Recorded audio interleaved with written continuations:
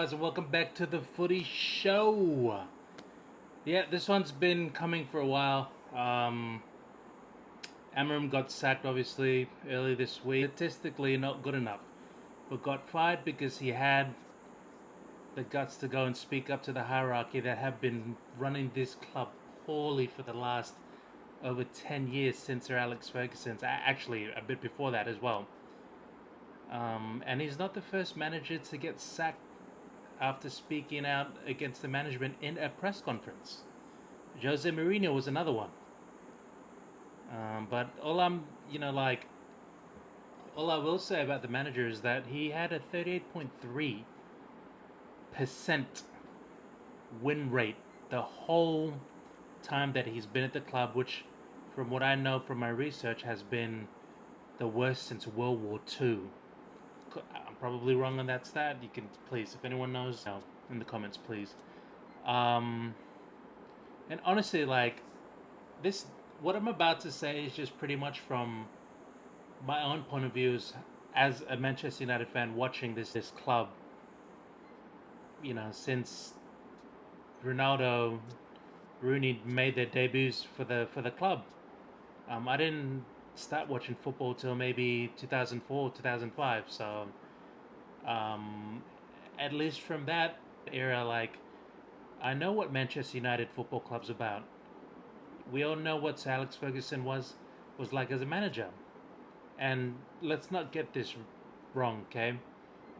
Yeah, he was a great manager, but he was a great man manager in my own opinion. Not a great tactician. He had other assistant coaches to do that for him. But in my own opinion, he was probably the greatest man manager that the Premier League's ever seen, and probably the best that the club has seen in a long time. Okay, fine, maybe barring Matt Busby, but that's before his time. But you know what I mean. We lost that completely in terms of what the club is actually about. And people always complain, oh, the next manager's gonna come in with his new form of tactics in terms of a 3-4-3, like Ruben Amorim or whatever it may be. From what we as Manchester United fans have always known is that we're attacking. Manchester United football teams are known for attacking and scoring goals. Whether you're down, you're still going to come back and score and win the game. Last minute goals, Fergie time, that's what we were about. But now if you move it 10 years after Sir Alex, almost, every single manager that's come in has just tried to put their stamp on how the club football team should be run, instead of actually thinking about how they played. I think it's more important to know that any manager, whether you're a Manchester United legend or a manager from another country, but you have that same fighting spirit that the club has. And that's when Gary Neville brought it up, and I know a lot of people have as well. It's the DNA of the club. Like, philosophy and DNA, in my opinion, is two totally different things. Like, the philosophy for Manchester United, we all knew was just attacking football. Attack, attack, attack. Sir Alex was so great at finding gems and just bringing them in, transforming them into, international superstars. And they go on to do great things in their careers after Manchester United. Ronaldo, prime example. David Beckham, and so forth, to name a few others. I think that in terms of the club moving forward, having a project in this point in time is just, it's not, we're not in the position to have a foundation to set for a project, because every single manager that's came and done it has their project done, started up for the last 18 months like Ruben, and then you're gone. Because he says one thing wrong, he doesn't have the tools he needs, you're off, mate. You can't talk about us in a press conference, you're gone. I think we need to stop with projects, because as long as the club has this instability with the current hierarchy that's running the club, this club will not go anywhere. We will stay like this for the rest of our lives as fans until that changes. Why can't we just simplify everything? chuck all the formations out, chuck the tactics, and then just play football. Like, in my opinion, like ever since tactics have came into it, it's just killed how football is played. You're more technical on the ball. You got to do this. You got to do that. Positions are specialized in this and that. Like, it just kills the joy of watching. Like, half the time I just find it boring. I loved football when you had players that were brought on to do a job, and you had to win at all costs. It didn't matter. You were just told to do something, and you did it. That was the game plan. You move forward, go score a goal. Whatever you got to do to do it, do it. And I think that's the thing. Like Manchester United as a football club, we've gone away from being a club with just simple principles. Sure, the discipline has been lax over the last few seasons, and I'm glad Ruben has instilled some of that discipline back in the players, but that wasn't that was just part of the issue. I think with him as a prime example, bringing his 3-4-3 formation to force it on this current group of players did not work at all. You did this for 18 months. These guys tried to do what you wanted and got nowhere with it, besides ending up 6th. And now that you got fired, we're trying to get out of that groove of being conditioned to play in a certain way for a long, consistent while. And then the guys are just... It's like they say, old habits die hard. Burnley game, prime example. We absolutely slapped up this team. Gave them no chance.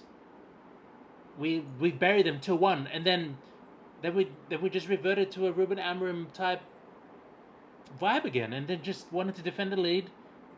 Just got careless in the middle and then bang. Burnley just come back in and score a goal. So, like, just to finish off that part, I think I just want to see this club just play simple football again and just forget about all this, project and stuff, because the club at this point in time is not ready to have any solid project until the club is been shaken from head to toe, hierarchy is gone, reset, and we're bought off by owners that actually care about this club, want to rebuild it, and move Manchester United forward. So now that Fletcher's the interim temporarily right now, I don't like who's going to come in. Is it going to be Ole again? Like, are we going to go through that again? Like, we paid to let him go, and now we're paying him to come back. And like, yeah, sure, we had the crazy season under him. We finished what, 2nd and 3rd, and then did quite well under him. But then it's like I said, it was free-flowing football, but there wasn't a I'm not going to say structure, but there wasn't a goal or a purpose to move the team forward in a way where it could be solid for the next few seasons. No, it was just like one of my good mates just told me, it's just vibes football, and I'm like, yeah, pretty much. But then Carrick is also in the mix, because from what I'm reading, this is from SkySports.com. Latest potential roles for both. Man United Director of Football Jason Wilcox has informal conversation with Ole Solskjaer and Michael Carrick on Tuesday. Them again. The club looks set to confirm a short-term appointment until the end of the season. So short-term, which is good. I don't mind that. Manchester United plan to hold further talks with Ole Solskjaer and Michael Carrick before deciding on who to make the interim head coach. And Sky Sports News has told that there could be a role for both in the new setup. So not only are we going to have either one, but we might have both. I don't mind that, because if I remember correctly, Carrick was Ole's assistant during the time that he had his run. United have other candidates they're considering for the role until the end of the season, including Ruud van Nistelrooy, who bridged the gap with Erik ten Hag before Ruben Amorim took charge the following month. United looks set to confirm a short-term appointment until the end of the season to give them breathing space to focus on a substantive appointment in the summer, with when more elite coaches are likely to be more readily available. Oliver Glasner, Marco Silva, Areola all see their current contracts expire at the end of the season. And Thomas Tuchel, Julian Nagelsmann, Mauricio Pochettino could be available once their international commitments are complete at the World Cup. No meetings have been planned with Carrick and Solskjaer for Wednesday, with all focus on Darren Fletcher's first game in charge of Burnley. But it's expected that those discussions will accelerate later in the week. So, take away from that is just like, okay, fine, they're speaking to two ex-club legends, which is fine. Like, honestly, you need people, honestly, in any football club that at least know the club inside out, or at least understands the club, whether you've been involved with the club or not. At least you understand how the club is, what it's like, what's the DNA in terms of how the teams played before, how the structure's like, and then just the players. Honestly, it's not rocket science. Like, if you delve into it and then just kind of think, like, the way that I look at it is, for a manager, is like, you need to adapt to your players and not the other way around, where your players adapt to you. Until there's a perfect time where you have everything set in place where you can have players fit your system, that's fine. But until then, you cannot force yourself on players that don't even play a formation that they're not used to. Euro is not a right back. He plays centre back, but yet in a back three he played right back. And putting him centre back. So, like, one's in his natural role, the other one's getting found out and getting absolutely cooked. Morgan Rogers 2 times. Aston Villa. We all saw that. I'm like, nah, man, mate, that's big man. That's enough. Now he's low on confidence. He's coming off the bench.